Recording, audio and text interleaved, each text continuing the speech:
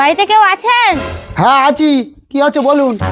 আমি ভিডিও থেকে এসেছি সরকারি ঘরে সার্ভে করার জন্য। কি আমরা সরকারি ঘর পাবো? ম্যাডাম আসুন আসুন, ভিতরে আসুন ম্যাডাম, ভিতরে আসুন। ম্যাডাম আসুন আসুন, বসুন এখানে। ম্যাডাম আপনার জন্য জল খাবারের ব্যবস্থা করি। না না, আমি এখানে জল খাবার খেতে আসিনি।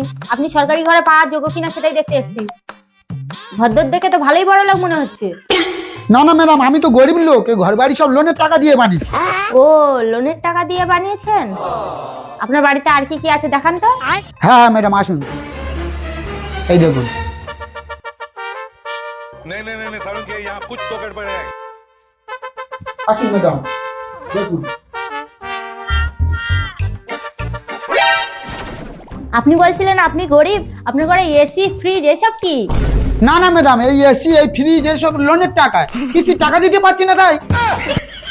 ও, লোনের টাকায়? তা আপনাদের গাড়ি টাড়ির কিছু আছে নাকি?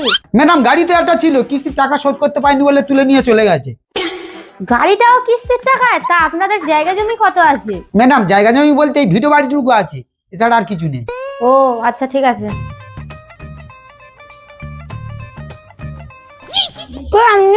আপনি কে? আমাকে মানে আমি এই বাড়ির ছেলে। ইস, আপনি গুটকা খান? ম্যাডাম ও সবসময় খায় না, মাঝে সাঝে একটু আধটু খায়। और अभी तो रुको, क्लाइमैक्स अभी बाकी। হ্যালো বাবা, বোনের বিয়ে তুমি এই কোন বাড়িতে ঠিক করেছো? এরা তো পুরো কাঁচা ভিখারি।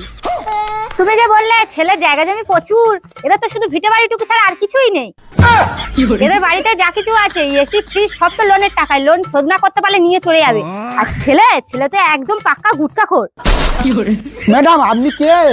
যে মেয়ের সাথে আপনার ছেলের বিয়ে ঠিক করেছেন আমি তার বড় দিদি।